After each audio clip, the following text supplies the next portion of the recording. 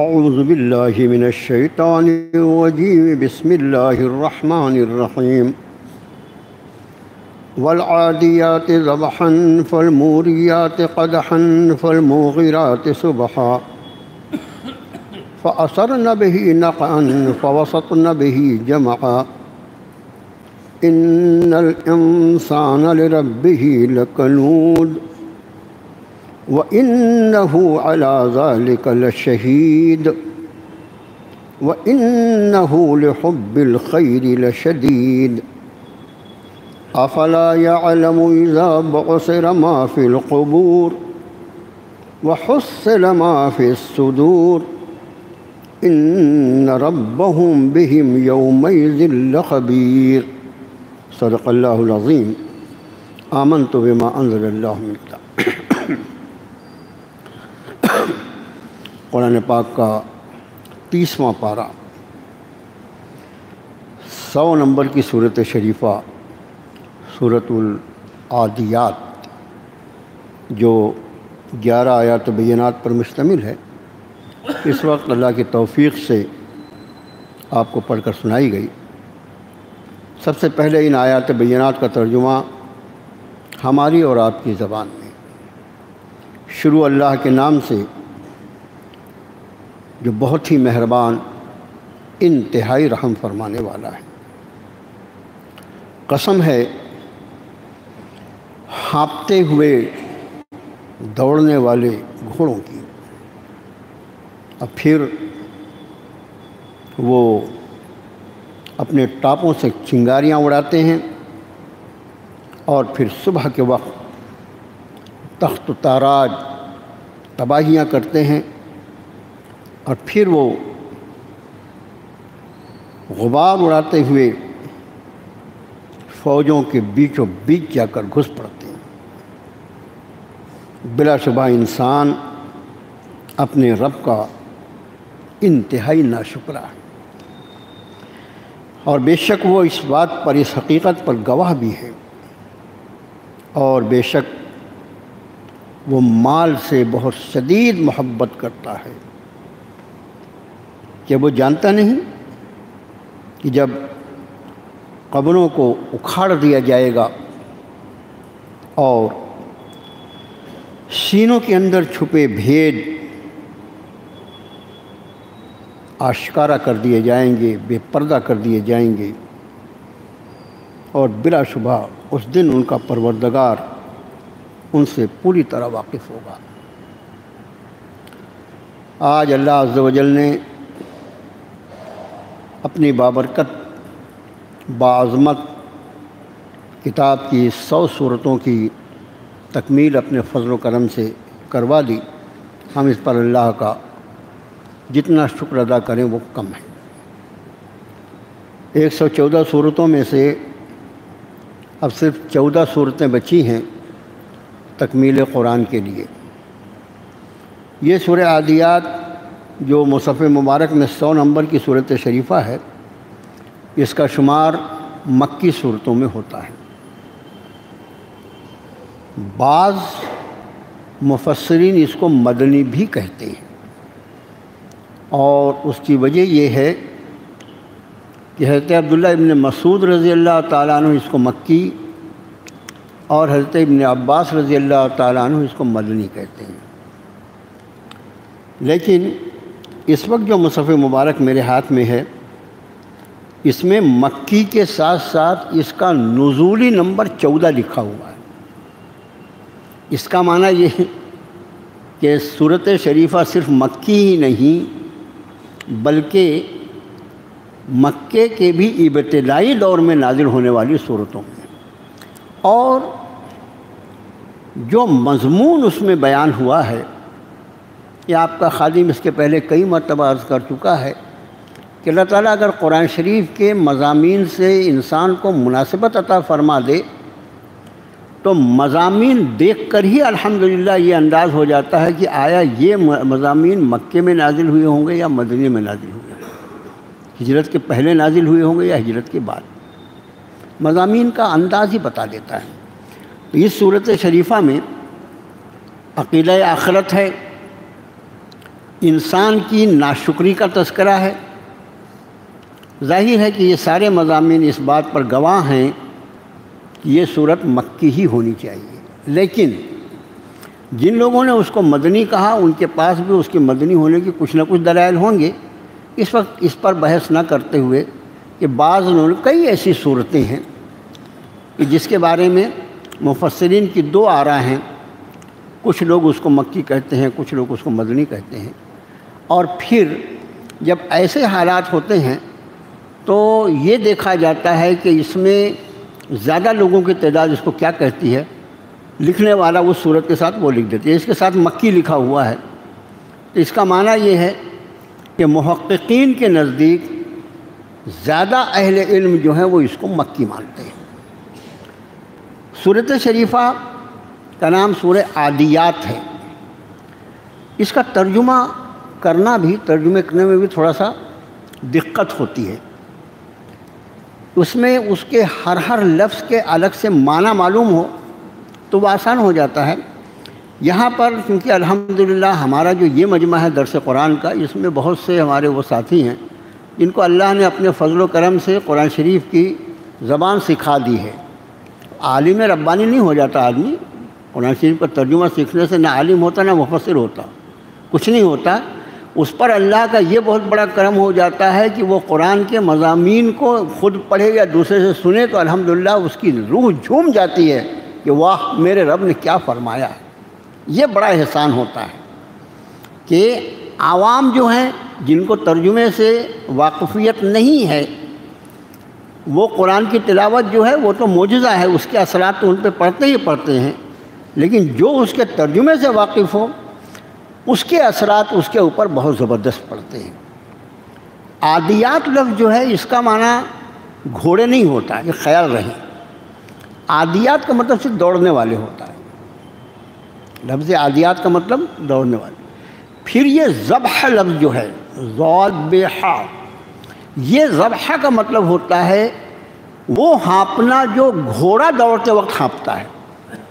عربی زبان کا کمال یہ ہے کہ جہاں تک ہانپنے کا تعلق ہے، اللہ نے جتنی مخلوقات کو پیدا کیا جانداروں کو، جو بھی اپنی فطری رفتار سے زیادہ تیز چلتا ہے تو اس میں ایک تنفس کی جو مقدار ہے وہ بڑھ جاتی ہے، تنفس کی رفتار بڑھ جاتی ہے۔ ہم بھی اگر دوڑیں، ہم عام طور سے چلتے ہیں تو ہمارے اوپر الحمدللہ کوئی فرق نہیں پڑتا، لیکن جب ہم تھوڑا سا دوڑنے کی کوشش کرتے ہیں، سیڑھیوں پر چڑھتے ہیں تو ہمارا تنفس بڑھ جاتا ہے۔ تو یہ ہر جاندار کے ساتھ ہوتا ہے۔ ہم سب کو بولتا ہے ارے وہ آدمی ہانپ رہا ہے، وہ بچہ ہانپ رہا ہے، وہ بڑے میاں ہانپ رہے ہیں، ارے وہ بیچاری بلی ہانپ رہی ہے، وہ کتا ہانپ رہا ہے، ہم سب ہانپنا بولتے ہیں، لیکن عربی زبان وہ عربی ہے، وہ اونٹ کے ہانپنے کو الگ کہتی ہے، گھوڑے کے ہانپنے کو الگ کہتی ہے، گدھے کے ہانپنے کو الگ کہتی ہے، شیر کے ہانپنے کو الگ کہتی ہے، ہر جاندار کے ہانپنے کے لیے الگ لفظ ہے عربی میں۔ تو یہ اس کا ترجمہ جو ذبح ہے اس کی وجہ سے کیا جاتا ہے۔ اچھا، آگے اس آیت شریفہ کے بعد جس مضمون کو رب تعالیٰ نے بیان فرمایا وہ جنگ و جدال کا ہے۔ تو جنگ و جدال میں عام طور سے دو جانور ہی استعمال ہوتے ہیں، گھوڑا اور اونٹ۔ بعض علماء نے اس کا ترجمہ اونٹ کیا، لیکن امام راضی رحمۃ اللہ علیہ فرماتے ہیں کہ اس کا ترجمہ اونٹ کیسے کیا جا سکتا ہے، جبکہ ذبح کا لفظ جو ہے یہ مخصوص ہے گھوڑے کے ہانپنے کے لیے۔ اونٹ استعمال ہوتا ضرور ہے جنگ میں، لیکن چونکہ رب تعالیٰ نے لفظ ذبح استعمال فرمایا ہے اور یہ لفظ جو ہے یہ مخصوص ہے گھوڑے کے لیے، اس لیے اس سے مراد صرف گھوڑے ہو سکتے ہیں، اونٹ نہیں ہو سکتے۔ اس لیے عادیات یعنی دوڑنے والے، ذبح وہ تنفس کا بڑھنا، وہ ہانپنا جو گھوڑے کے ہانپنے کو کہتے ہیں، اس لیے اس کا ترجمہ کیا جاتا ہے قسم ہے ان گھوڑوں کی جو ہانپتے ہوئے دوڑتے ہیں۔ اب کوئی پوچھے اس میں گھوڑے کے لیے کون سا لفظ ہے، تو گھوڑے کے لیے جو لفظ ہے وہ اس میں موجود نہیں ہے، گھوڑے کے ہانپنے کے لیے جو لفظ ہے وہ موجود ہے۔ تو یہ ترجمے میں اس کا خیال رکھنا پڑتا ہے۔ یہی وجہ ہے کہ بہت سے ترجمہ نگاروں نے گھوڑے کا لفظ جو ہے اس کو بریکٹ میں لکھا ہے، اس لیے کہ گھوڑے کے لیے فی نفسی وہاں کوئی لفظ نہیں۔ قسم ہے ان گھوڑوں کی جو ہانپتے ہوئے دوڑتے ہیں یا دوڑتے ہوئے ہانپتے ہیں، جو بھی ترجمہ کریں۔ فالموریات قدحا، اور پھر ٹاپ مار کے چنگاریاں جھاڑتے ہیں۔ یہ کیفیت بھی لازماً اونٹ کے پیروں میں کبھی نال نہیں لگائی جاتی۔ اونٹ کے پیر کو اللہ نے ایسا خاص بنایا ہے کہ وہ ریگستان کا جہاز اس کو بنایا اللہ تعالیٰ نے، اس ریت کے اوپر وہ سفر کر سکے، اس کی مناسبت سے اس کے پیر کی بناوٹ ہے، اس لیے اس میں نال کبھی نہیں لگائی جاتی۔ نال لگائی جاتی ہے لازماً گھوڑے کے پیر میں لگائی جاتی ہے، اس کا سم جو ہے وہ اس لائق ہوتا ہے کہ وہاں میٹلک نال لگا دی جائے، اس لیے یہ لفظ مزید اس بات کی وضاحت کرتا ہے کہ مراد جو ہے وہ گھوڑے ہیں نہ کہ اونٹ۔ فالموریات قدحا، اور پھر چنگاری جھاڑنے والے ٹاپ مار کے، فالمغیرات صبحا، اور صبح کے وقت میں تخت و تاراج کرنے والے، صبح کے وقت میں وہ بربادی کرنے والے، صبح کے وقت میں اپنے حملہ آور ہو جانے والے، یہ جو بھی ترجمہ کیا جائے اس کی پوری گنجائش ہے۔ اہل عرب کا ایک قاعدہ تھا کہ وہ عموماً قبائلی زندگی جو تھی، یعنی یہ سمجھ لیجیے کہ ان کی راتیں جو ہوتی تھی بہت خطرناک ہوتی تھی۔ ان کی رات انتہائی خوف اور تردد کے ساتھ ان کی رات گزرتی تھی سارے قبائلوں میں، اس لیے کہ ان کے ہاں ایک قبیلے کا دوسرے قبیلے سے جنگ و جدال، ان پہ چھاپا مار دینا، کوئی جھگڑا ہو یا نہ ہو، جھگڑا ہو تو بہت بڑی بات ہو گئی۔ جھگڑا اس پر ہو سکتا ہے کہ بھئی دو قبیلے کے دو لوگ اپنے اپنے اونٹوں کو پانی پلانے کے لیے اونٹ کے پانی پلانے کے تالاب کی طرف بڑھے، حوض کی طرف، اور دونوں قریب قریب ایک ساتھ پہنچے حوض کے پاس، پہنچ گئے تو دونوں میں سے کسی ایک کا اونٹ پانی پیے گا نا، اے رک، میں پہلے آیا، میرا اونٹ پانی پیے گا۔ اس نے کہا اے کیا بات کر رہا ہے، پہلے میرا اونٹ پانی پیے گا۔ بس اسی پر جب چلی تو یہ ایسی جنگیں ہیں کہ یہ 100 سال تک انہوں نے جنگ لڑا ہے۔ اس کا عنوان کیا تھا؟ میرا اونٹ پہلے پانی پے گا کہ تیرا اونٹ پہلے پانی پے گا۔ اچھا ہمارا مزاج نہیں ہے کیا ایسے؟ اب ہمارا نوجوان جب گاڑی چلاتا ہے نا تو وہ ایسا سمجھتا ہے جیسے ہوا میں چل رہا ہے، وہ آدھے سیکنڈ کی کسی کو وہ مہلت دینے کو تیار نہیں، اور اس کی اس جلد بازی کی وجہ سے وہ خود بھی مرتا ہے، دوسرے کو بھی مارتا ہے۔ تو ان کے یہاں جنگ و جدال کے لیے وجہ ہو تو وہ تو الگ بات ہے، لیکن ایک دوسری وجہ یہ کہ دوسرے کا مال ہڑپنے کے لیے، ان کے آدمیوں کو غلام بنانے کے لیے، ان کی عورتوں کو کنیز بنانے کے لیے، اور اپنی دادا گیری بتانے کے لیے کہ کیا ہمارا طاقتور قبیلہ، اس کے لیے بھی جنگیں ہوتی تھیں۔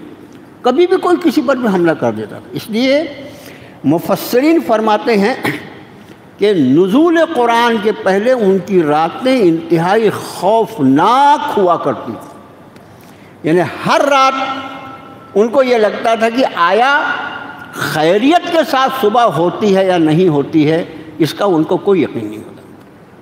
تو فرمایا فالمغیرات صبح، پھر وہ جو صبح کے وقت، عام طور سے رات کے آخری حصے میں وہ شبخون مارتے تھے کہ سامنے والے کو یعنی سنبھلنے کا بھی موقع نہ ملے، اور اس پر ایسے وقت حملہ کرو کہ جب وہ سو رہا ہو، تاکہ ہم اپنی جو حیوانی خواہشات ہیں اس کو پوری طرح پورا کر سکیں۔ فَأَثَرْنَ بِهِ نَقْعًا، فَأَثَرْنَ بِهِ نَقْعًا، اور پھر اس سے وہ غبار اڑاتے ہیں۔ ظاہر ہے کہ صبح صبح اور جب جانور، جنگی جانور اور بہت تیز رفتار کے ساتھ جب وہ یلغار کریں گے تو اس وقت ظاہر ہر طرف غبار غبار آلود پورا فضا ہو جائے گی۔ پھر فوسطن بہ نقع، اور پھر وہ فوسطن بہ جمع، نقع فوسطن بہ جمع، اور پھر وہ جمع یعنی فوج یا مجمع، دونوں کے لیے لفظ استعمال ہوتا ہے، ویسے فوج کے لیے عام طور سے استعمال ہوتا ہے کہ پھر وہ فوج کے بیچوں بیچ پہنچ جاتا ہے۔ یہ سب قسمیں جو یاد فرمائیں، اس ایک گھوڑے کی یہ ساری صفات رب تعالیٰ نے بیان فرمائی، اور ان قسموں کے بعد جیسا ہمیشہ آپ کا خادم عرض کرتا رہا ہے کہ جہاں قسمیں ختم ہوتی ہیں اس کے بعد جواب قسم ہوتا ہے کہ یہ قسمیں کس بات پر یاد فرما رہے ہیں رب تعالیٰ؟ فرمایا ان الانسان لربہ لکنود، بے شک یہ انسان اپنے رب کا انتہائی ناشکرا ہے۔ اس پر یہ قسم یاد ہے۔ بہت سمجھنے کا مضمون ہے میرے بھائی۔ قرآن کے ہر مضمون کو اپنے اوپر منطبق کرنے کا مزاج بناؤ۔ ہمارے ہاں کوئی چیز معلوم ہو جائے اللہ کے فضل و کرم سے تو ہمارا وہ علم جو ہے وہ ہر انسان کے لیے ایک قندیل کی حیثیت رکھتا ہے، اس کو غلط راہ پہ چلنے سے بچا کر اس کو سیدھی راہ پہ چلنے۔ لیکن اس علم کی قندیل کو جب آدمی خود کے لیے استعمال کرے، جب نا ہم کو جب اللہ تعالیٰ کوئی علم کا کوئی حصہ اپنے فضل و کرم سے عطا فرماتے ہیں تو ہم وہ قندیل لے کر دوسروں کے قدموں کو گننا شروع کر دیتے ہیں، اپنے اوپر خیال ہی نہیں کرتے کہ ہمارے قدم کہاں پڑ رہے ہیں۔ انسان ہے نا، ہم بھی انسان ہیں نا۔ رب نے فرمایا بلا شبہ انسان اپنے رب کا انتہائی ناشکرا ہے۔ اب اس کے پہلے جو قسمیں یاد فرمائی گھوڑے کی، اس کی مختلف صفات، اس کا ایسا دوڑنا کہ وہ ہانپتا ہے اور اس کے پیروں سے چنگاری کا جھاڑنا اور صبح دم جا کر حملہ آور ہو جانا اور اتنا تیز دوڑنا کہ پورا ماحول غبار آلود ہو جائے، اور پھر اس حال میں دشمن کی فوج کے بیچوں بیچ گھس پڑنا، یہ ساری چیزیں خود بخود کرتا ہے وہ نہیں۔ اس گھوڑے پر ایک شخص سوار ہوتا ہے۔ میں آپ سے بڑا سوچنے کا، اس گھوڑے کا ایک مالک ہوتا ہے، اور گھوڑے کا یہ مالک میں نے اور آپ نے بھی اگر ایک گھوڑا پالا ہے تو یہ کتنا مالک ہوتا ہے اس کے ساتھ اس کا کیا تعلق ہوتا ہے؟ کیا وہ گھوڑے کا پیدا کرنے والا ہے؟ نہیں، یہ تو خود ہی مخلوق ہے۔ جس اللہ نے گھوڑے کو پیدا کیا اسی نے اس کو پیدا کیا۔ پھر گھوڑے کی جو ضرورتیں ہیں، اس کا دانہ پانی چارہ چنا، کیا اس کا پیدا کرنے والا یہ انسان ہے جو اس گھوڑے کو پالتا ہے؟ نہیں، یہ ساری چیزیں بھی اس کی پیدا کردہ نہیں، یہ بھی اللہ کی پیدا کردہ ہے۔ کیا تعلق ہے اس گھوڑے کا اس شخص سے؟ کیوں اس کا مالک کہلاتا ہے؟ صرف اتنی سی بات پر کہ یہ گھوڑے کی جو چند ضروریات ہیں اس کی ضروریات بھی بڑی محدود ہیں۔ دوسرے جانداروں کی ضروریات ہمارے مقابلے میں بہت محدود ہیں۔ اس کی چند ضروریات ہیں اس گھوڑے کی، اس کا دانہ پانی مہیا کر دینا، بس اتنا سا کام کرتا ہے یہ انسان، اور اس کی اتنی سی خدمت کے بدلے میں گھوڑا اس کا اتنا وفادار ہے کہ اس کے ایڑ لگا دینے پر، اس کے ایک اشارہ کر دینے پر وہ اپنی جان کی پرواہ نہیں کرتا اور اپنا سب کچھ اس کے اشارے پر قربان کرنے کو تیار ہو۔ اس لیے گھوڑے کی قسم یاد کرنا، اس لیے یہی سب کچھ ہوتا ہے نا کہ گھوڑے کا پالنے والا اس کو صرف ایک ایڑ لگاتا ہے اور بس۔ ظاہر ہے کہ گھوڑے کو اتنی عقل تو اللہ نے دیا ہے نا کہ کہاں جا کر اس کی جان کو خطرہ ہے کہاں نہیں ہے وہ سب سمجھتا ہے، لیکن اس کی وفاداری اپنے مالک سے اتنی ہوتی ہے کہ میرے مالک نے یہ جو میری ضروریات کا خیال رکھتا ہے اس نے مجھے حکم کیا ہے، اب چاہے میری جان چلی جائے لیکن میں اس کی بھی حکم نہیں کر سکتا۔ رب نے فرمایا اے انسان، کیا تجھے اتنا بھی کبھی خیال آتا ہے جتنا وہ گھوڑا اپنے مالک کا خیال کرتا ہے؟ ان الانسان لربہ لکنود، گھوڑا جتنا اپنے مالک کا وفادار ہے، اگر ایک انسان اتنا بھی وفادار ہو جائے تو میں آپ سے عرض کروں مقام ولایت پر فائز ہو جائے۔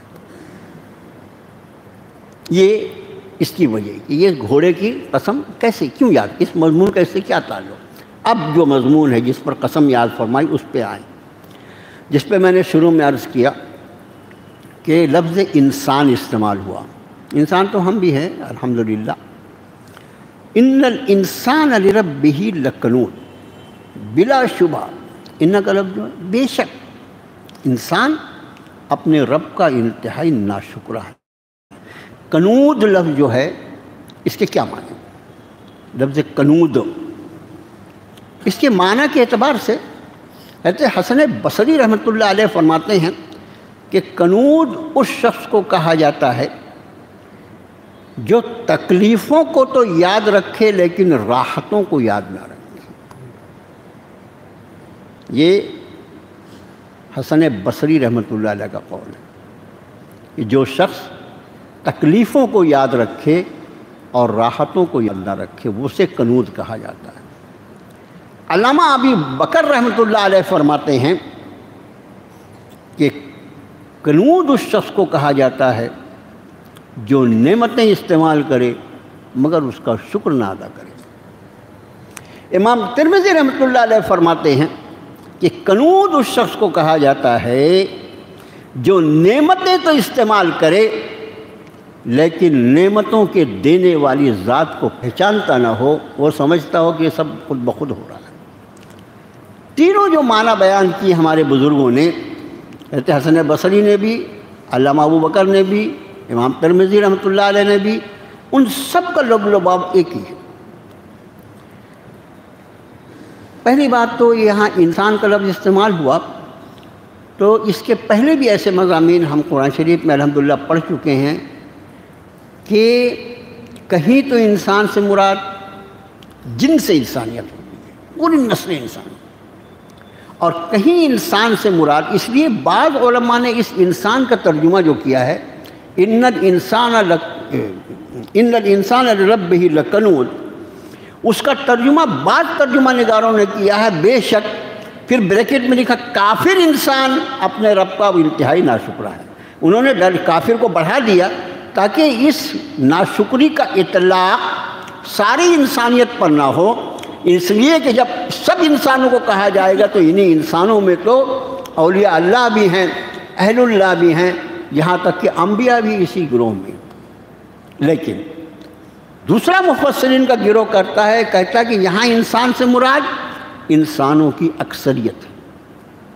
وَلَكِنَّ أَكْثَرَ النَّاسِ لَا يَشْكُرُونَ، قرآن نے فرمایا انسانوں کی اکثریت ناشکری ہوتی ہے۔ اور میرے بھائیو یہ بات ہمیشہ خیال میں رکھیں کہ قرآن کا ارشاد جو ہے وہ حرف آخر ہے، یہ ذالک الکتاب لا ریب فیہ ہے، اس کے بیان کردہ مضمون میں کسی شک اور شبہے کی گنجائش نہیں، جو رب نے فرما دیا بس وہی اور اس کے سوا کچھ نہیں۔ وَتَمَّتْ کَلِمَتُ رَبِّكَ صِدْقًا وَعَدْلًا، تمہارے رب کے احکام، تمہارے رب کے کلمات سچائی اور انصاف کی بنیاد پر پورے ہوئے۔ لا تبدیل لکلمات اللہ، اللہ کے کلمات کو کوئی نہیں بدل سکتا، کوئی تبدیلی نہیں ہوگی۔ تو اس انسان سے مراد یہاں جو لفظ انسان آیا اس میں ناشکرہ جب لفظ استعمال ہو رہا ہے تو ظاہر ہے کہ انسانوں کا وہ گروہ جو اللہ کا شکر ادا نہیں کرتا۔ اب لفظ شکر جو ہے اس کے بارے میں الحمدللہ قرآن شریف کی آیتوں کی روشنی میں ہم دیکھیں تو یہ لفظ شکر جو ہے یہ کفر کے مقابلے میں بھی استعمال ہوتا ہے۔ لَإِن شَكَرْتُمْ لَأَزِيدَنَّكُمْ وَلَئِن كَفَرْتُمْ إِنَّ عَذَابِي لَشَدِيدٌ، شکر کے مقابلے میں کفر استعمال ہوا۔ شکر جو ہے وہ احسان ماننا اور کفر نہیں ماننا، تو یہ شکر جو ہے اس کے مقابلے میں کفر کا بھی لفظ استعمال ہوتا ہے کہ ناشکری کرنا۔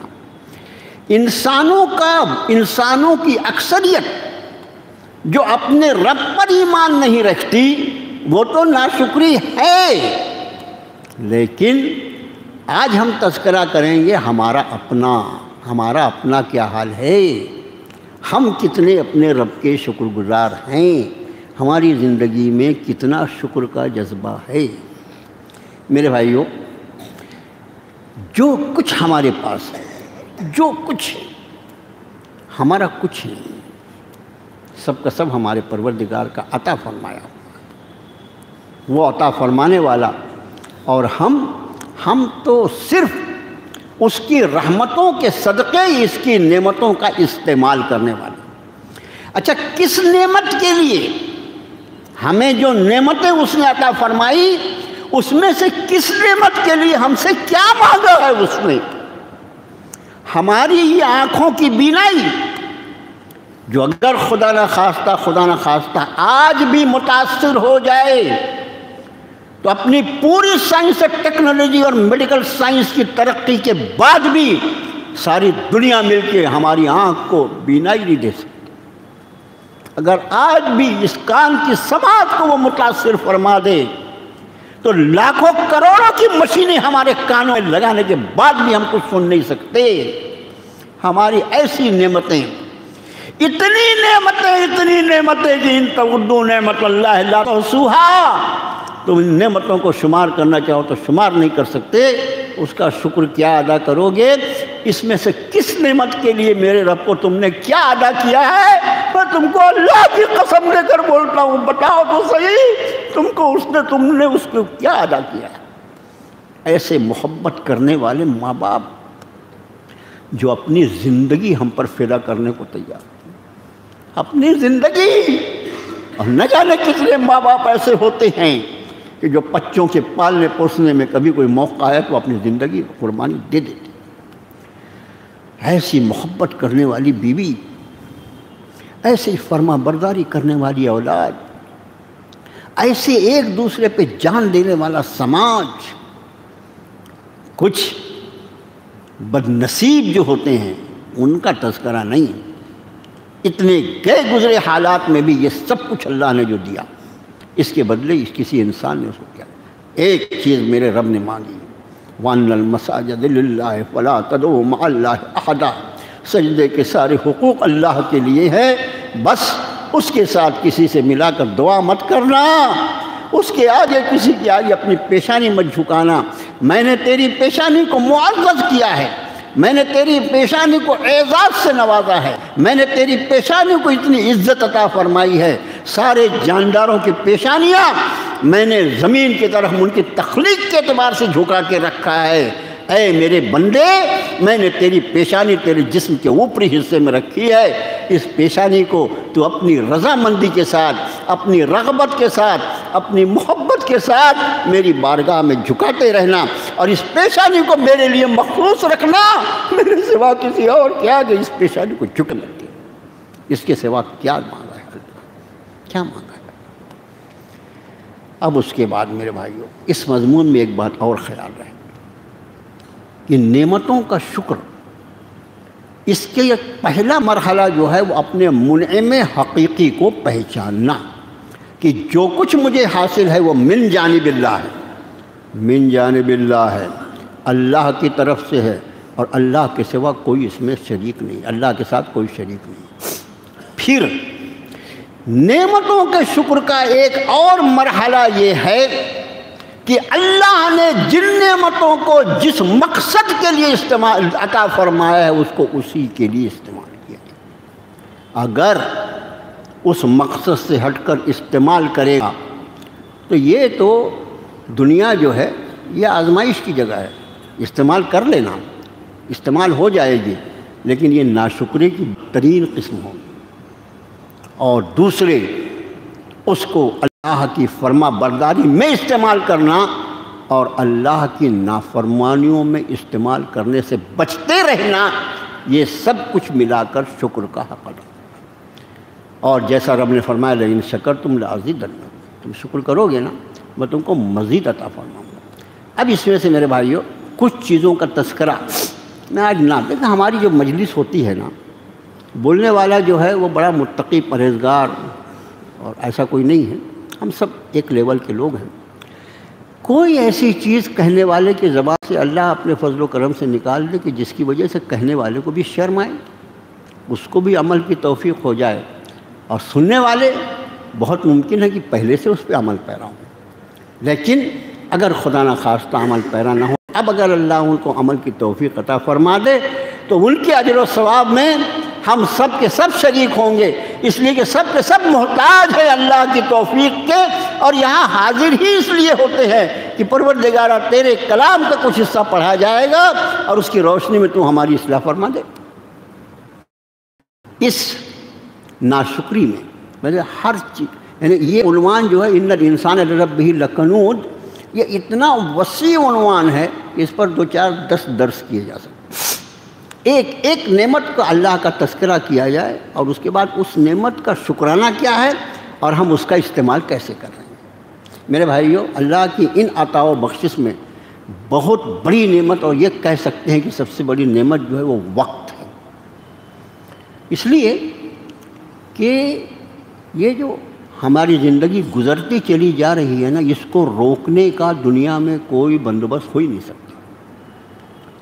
کسی شخص نے بہت پیاری بات کہی، اس نے کہا کہ وہ سورہ عصر میں جو اللہ تعالیٰ نے عصر کی زمانے کی قسم کھائی، انشاءاللہ اس وقت بھی عرض کریں گے۔ ایک شخص کہتے ہیں، ایک بزرگ، ان کا نام اس وقت ذہن میں نہیں آ رہا ہے، انہوں نے کہا کہ جب میں بازار میں گیا اور وہاں برف بیچنے والا، اس کا مطلب برف جو ہے وہ کوئی ایسی چیز نہیں کہ ہم ہی کو بنانا آتا ہے، کچھ چیزوں کے بارے میں ہم لوگ ایسا پھول جاتے ہیں، وہ اور ہم سب کچھ بہت پرانے زمانے سے اللہ تعالیٰ نے ان لوگوں کو علم دیا تھا۔ وہ کہتے ہیں جب میں برف بیچنے والے کی دکان کے پاس سے گزرا اور وہ جو آواز لگا رہا تھا وہ سن کر میرے کان کھڑے ہو گئے اور مجھے والعصر کے معنی سمجھ میں آ گئے۔ وہ کہہ رہا تھا، اے لوگو، رحم کرو اس شخص پر جس کا سرمایہ گھلا جا رہا ہے۔ اے لوگو، رحم کرو اس شخص پر جس کا سرمایہ گھلا جا رہا ہے۔ کوئی اور چیز لے کر اگر کوئی بیچ رہا ہے، کوئی اناج کی دکان ہے، کپڑے کی دکان ہے، بکے گا تو ٹھیک، نہیں بھی بکے گا تو میرا سامان میرے پاس نہ۔ لیکن برف کا بیچنے والا کہہ رہا ہے، لوگو اس شخص پہ رحم کرو جس کا سرمایہ گھلا جا رہا ہے۔ اگر تم نہیں خریدو گے اور یہ بکے گا نہیں تو میرا سرمایہ ضائع ہو جائے گا، نتیجے میں میرے پاس کچھ نہیں بچے۔ میرے بھائیوں، اللہ کی بہت بڑی نعمت ہے وقت، اس کا صحیح استعمال کرو، اس کا صحیح استعمال کرو۔ اور آج کے وقت میں اس کے ضائع کرنے کے ذرائع میں بہت بڑا ذریعہ جو ہے یہ موبائل کی لعنت ہے۔ اس میں بہت سارے احسن پہلو ہیں، اس کا ہمیں انکار نہیں، اس کو ہم استعمال بھی کریں، پوری امت استعمال کرے، ہمارے اہل اللہ استعمال کرتے ہیں، لیکن اس میں منفی پہلو زیادہ ہیں۔ وقت گزاری، وقت کو ضائع کرنا، ایک ایک میرا لمحہ، میرا ایک ایک منٹ جس کا مجھے حساب دینا ہے۔ یا ایھا الانسان انک کادح الی ربک کدحا فملاقی، اے انسان تو کشا کشا آہستہ آہستہ اپنے رب کی طرف چلا جا رہا ہے۔ میری زندگی کا ہر گزرنے والا لمحہ مجھے میری موت کے قریب کر رہا ہے، مجھے میری سکرات کے قریب کر رہا ہے، مجھے میری قبر کے قریب کر رہا ہے، مجھے میرے حساب سے قریب کر رہا ہے، تو جہنم سے قریب کر رہا ہے۔ میں اس لمحے کو پانی طریقے پہ کیسے گزار سکتا ہوں؟ یہ ضائع کرنے کی چیز ہے۔ پیسہ اگر ضائع بھی ہو جائے تو دوبارہ کمایا جا سکتا ہے، صحت پر کچھ اثر بھی پڑ جائے تو علاج کروایا جا سکتا ہے، ہر چیز جو ہے اس کو دوبارہ حاصل کیا جا سکتا ہے۔ آدمی بد عمل ہے، اس کے اعمال کی اصلاح کی جا سکتی ہے۔ صرف اللہ کی سب سے بڑی نعمت وقت ایک ایسی نعمت ہے جو چلی جائے اس کو واپس لانے کا کوئی نہیں۔ بہت ادب سے عرض کرتا ہوں، اپنے لیے بھی، اپنے خاندان کے لیے بھی، اور آپ سے عرض کرتا ہوں کہ ہم اپنے بال بچوں کو دیکھیں۔ کوئی ایسا وقت تھا کہ جب آدمی تنہا ہوتا تھا، جب آدمی تنہا ہوتا تھا تو اس وقت تنہائی میں وہ عام طور سے گناہ نہیں کر سکتا تھا۔ تنہائی میں اس کو عبادات کے تو پورے چانس سے گناہ نہیں کر، لیکن آج ایسا ہے کہ اس کو تنہائی میسر آ جائے تو ایسا لگتا ہے کہ شیطان اس کے ساتھ، شیطان تو ہمیشہ ساتھ میں لگا رہتا ہے، کیا کیا کروا رہا ہے۔ اس کے بعد میرے محترم، اسی اللہ کی نعمتوں کو ایک بڑی نعمت جو ہے وہ اللہ کا دیا ہوا رزق ہے۔ رزق جو ہے اس کو ہم صرف کھانے پانی کو رزق کہتے ہیں، وہ ساری ضروریات زندگی جو ہماری زندگی کو مینٹین کرنے کے لیے استعمال ہوتی ہے وہ سب کا سب رزق کہلاتی ہے۔ ہم سانس لیتے ہیں نا، یہ سانس میں جو ہوا جو آکسیجن ہم استعمال کرتے ہیں وہ بھی اللہ کی طرف سے ہمارا رزق ہے۔ جب اس رزق کو بند کرنے کا وہ فیصلہ فرما لیتے ہیں تو وینٹیلیٹر لگانے کے بعد بھی پھر پھیپھڑا حرکت کرنے کا انکار کر دیتا ہے۔ پھیپھڑے وہی رہتے ہیں، سارا نظام کائنات وہی رہتا ہے، اللہ کا امر پورا ہوتا ہے، اس کے رزق کے دروازے بند کر دیے جاتے ہیں، اور اس کے بعد ساری دنیا محنت کر لے ایک آدمی ایک سانس نہیں لے سکتا۔ تو رزق، پھر اسی میں ہمارا کھانا پانی، جو کچھ ہماری ضروریات کی، ہمارے کپڑے لتے، ہمارے کاروبار، یہ سب کا سب ہمارے رزق میں۔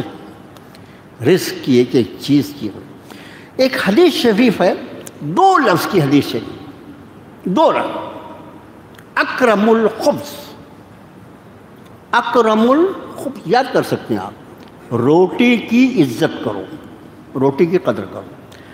وہ دور جو تھا روٹی کا عام چلن تھا، چاول تو اچھا، روٹی بھی کائے کی، جو کی روٹی، روٹی بھی جو کی روٹی، گیہوں کی روٹی، یہ تو کبھی کبھی مہمانوں کے لیے ہوتی تھی، اور چاول یہ شاذ تھا، بہت کم۔ اس لیے جو سب سے زیادہ استعمال ہونے والی چیز تھی اللہ کے رسول صلی اللہ علیہ وسلم، اکرم الخبز، روٹی کی قدر کرو، روٹی کی عزت کرو۔ اللہ کے رسول صلی اللہ علیہ وسلم نے کھانے پینے کے جو آداب امت کو تعلیم فرمائی، ان آداب پر ذرا ایک نگاہ آپ ڈال کے دیکھو، ان آداب پر کہ اللہ کے رزق کی قدردانی کتنی ہے، کتنی قدردانی ہے۔ کھانا کھا لیا، کھانا کھانے کے بعد پلیٹ کو جس چیز میں برتن میں کھایا ہے، حدیث شریف آپ نے فرمایا اپنے برتن کو پوری طرح صاف کر دیا کرو، پوری طرح۔ اور پھر اس صاف کرنے کے بعد آپ نے وجہ بیان فرمائی، تم برتن کو صاف کرو گے تو برتن تمہارے لیے دعا کرے گا۔ کیا صحابہ کا ایمان ہے! اس وقت جو برتن استعمال ہوتے تھے مٹی کے، لکڑی کا پیالہ، لکڑی کے برتن، اور کچھ میٹلز کے۔ کسی شخص نے یہ سوال کیا کہ اللہ کے رسول صلی اللہ علیہ وسلم تو بے جان چیز ہے، یہ کیسے دعا کرتی ہو؟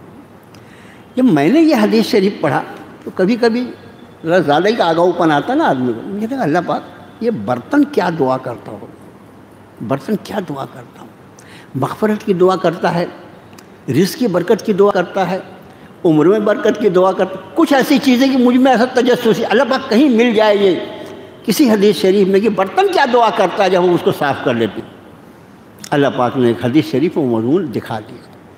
آپ صلی اللہ علیہ وسلم نے فرمایا تم برتن کو صاف کیا کرو، اور جب تم اس کو صاف کرو گے تو وہ صاف ستھرا برتن تمہارے لیے دعا کرتا ہے، اے اللہ جس طرح اس نے مجھے شیطان کے تسلط سے بچایا، اے اللہ تو بھی اس شخص کو شیطان سے محفوظ رکھ۔ کتنی بڑی دعا ہے یہ! سارا وہ مردوں تو سب کچھ کرواتا ہے نا، اس لیے کہ اگر برتن میں کھانا لگا ہوا رہ جائے تو ہمارے چھوڑنے کے بعد شیطان کے استعمال میں آ جاتا ہے، اور برتن صاف ہو جائے تو برتن بھی پھر شیطان کے استعمال سے بچ جاتا ہے، وہ ہمارے لیے دعا کرتا ہے۔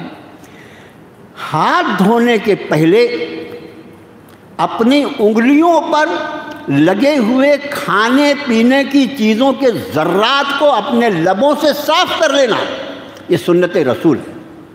اس لیے یہ ذرات لگے رہ جائیں گے تو ایسا نہ ہو کہ ہم ہاتھ دھوئیں اور یہ ذرات کہیں غلط جگہ چلے جائیں، ان کی بے قدری ہو۔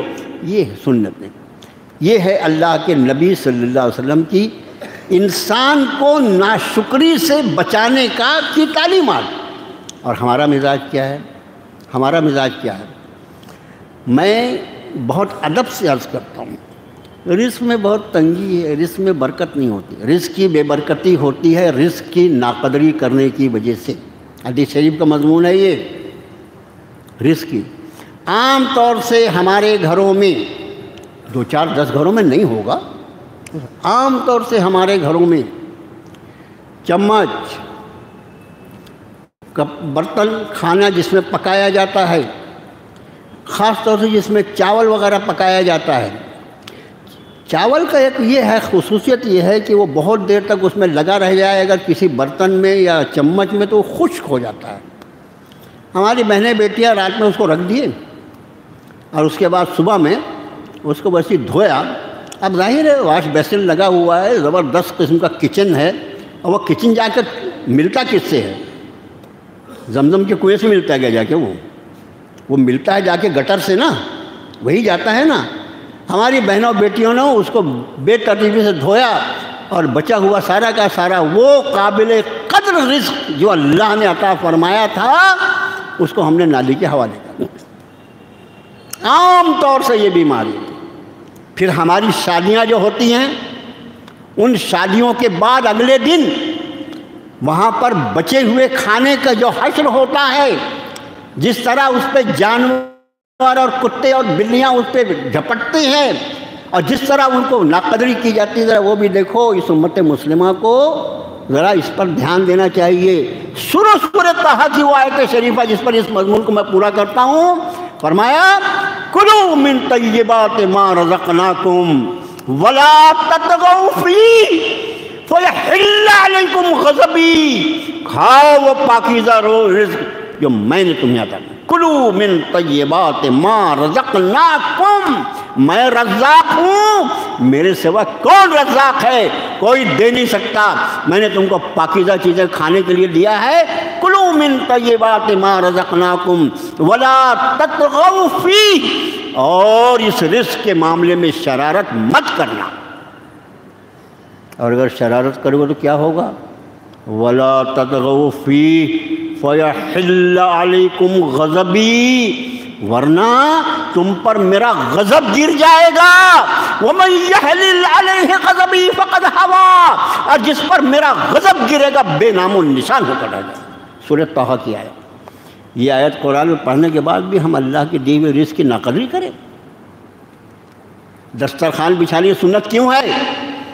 اس لیے ہے وہ سنت مبارکہ کہ اگر خدا نخواستہ لقمے کا کوئی حصہ کبھی گر جائے کھانے والے سے، اگر دسترخوان نہ ہوگا وہ مٹی میں گر جائے گا تو اس کو اٹھا کے نہیں کھا سکے گا۔ ہے ہی اس لیے دسترخوان کی پیاری سنت کہ اگر کبھی کوئی چیز گر جائے تو اس کو اٹھا کر کھا لو۔ اس میں میرے بھائیوں، رزق کی قدر کرو اور اس کے ساتھ ہی وقت کی قدر کرو۔ پھر اللہ کی نعمتوں کی، میں نے آپ سے بتایا ایسی آیت شریفہ ہے کیا ہے؟ ان الانسان لربہ لکنود، انسان اپنے رب کا انتہائی ناشکرہ ہے۔ وَإِنَّهُ عَلَى ذَلِكَ لَشَهِيدٌ، اور وہ خود اس پر گواہ ہے۔ ایک ترجمہ، اور دوسرا ترجمہ بعضوں نے کیا ہے کہ اور وہ خود اس کو جانتا ہے۔ میں اللہ کی نعمتوں کی کتنی ناقدری کر رہا ہوں۔ میرے بھائیو، آج کے درس کا جو بنیادی مضمون ہے، اللہ کی نعمتوں کی قدر کرو۔ اللہ کی نعمتوں کی قدر یہ ہے کہ اس کا استعمال صرف اس مقصد کے لیے کرو جس مقصد میں اس کا استعمال جائز ہے۔ مال، آگے مال کا تذکرہ آ رہا ہے، اس وقت عرض کرتے ہیں۔ وَإِنَّهُ لِحُبِّ الْخَيْرِ وَإِنَّهُ عَلَى ذَلِكَ لَشَهِيدٌ، اور وہ خود اس پر خود گواہ ہے۔ وَإِنَّهُ لِحُبِّ الْخَيْرِ لَشَدِيدٌ، خیر، خیر کا لفظ جو ہے وہ قرآن شریف میں دو معنی میں ہے۔ خیر یعنی نیکی، بھلائی۔ خیر کا ایک ترجمہ نیکی اور بھلائی، اور دوسرا ترجمہ خیر کا ہوتا ہے مال۔ مال کو بھی خیر کہا۔ ان ترک خیرا للوصیۃ للوالدین والاقربین، اگر مال چھوڑے تو پھر وصیت کر جائے والدین کے لیے اور اقربین کے لیے۔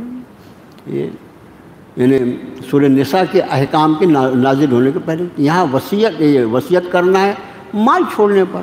تو خیر کا لفظ جو ہے وہ بھلائی اور نیکی کو بھی کہتے ہیں، بہتری کو بھی کہتے ہیں اور مال کو بھی کہتے ہیں۔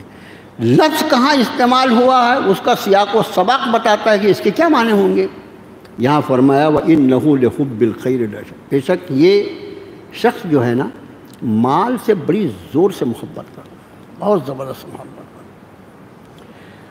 مال سے محبت، دیکھو یہ دین فطرت ہے، دین فطرت ہے۔ انسان کی فطرت میں جو چیزیں اللہ نے رکھی ہیں ان ساری چیزوں کی پوری رعایت شریعت اسلامی میں موجود ہے، مگر ہر چیز کی ایک حد ہے، ہر چیز کی ایک حد ہے، اس کا خیال رکھنا۔ عبادات کی بھی ایک حد ہے، عبادات کی بھی ایک حد، ہر چیز کی ایک حد ہے۔ حد سے اگر آدمی آگے نکل گیا تو اس کی گردن پھنسے گی۔ اس کو ان حدود کا معلوم کرنا ضرور ہے کہ شریعت مطہرہ نے اس معاملے میں حدود کیا رکھی ہیں۔ اس کو مال کا کمانا یہ فرض ہے، اس لیے کہ انسان کی زندگی کا قوام ہے۔ مال جو ہے انسانی زندگی کو قائم رکھنے والی چیز ہے، اس لیے اس کا کمانا بھی فرض ہے۔ اور شریعت کا ایک اصول یاد رکھیے، جن چیزوں کو فرائض کے پورا کرنے میں جو چیزیں معاون ہوتی ہیں، مددگار ہوتی ہیں، وہ چیزیں خود بخود فرض ہو جاتی ہیں۔ یہ اصول یاد رکھنا ہے۔ فرائض کو اللہ کے، جیسے نماز فرض ہے، تو اس نماز فرض کو پورا کرنے کے لیے بستر پہ سوئے نماز فرض پڑے گا کیا؟ نہیں نا۔ تو صبح کی نماز کے وقت اٹھنا جو ہے وہ مستحب نہیں ہے، نفل نہیں ہے، چونکہ نماز فرض کو ادا کرنے کے لیے اٹھے بغیر پڑھ ہی نہیں سکتا، اس لیے صبح کے وقت میں اٹھنا بھی فرض ہے۔ آپ سمجھ گئے؟ کھانا کھائے بغیر نماز چل ہی نہیں سکتا نا، مر جائے گا یہ۔ کھانا کھائے گا، پیٹ میں کچھ رہے گا تو طریقے سے نماز پڑھے گا، اس لیے کھانا بھی فرض ہے۔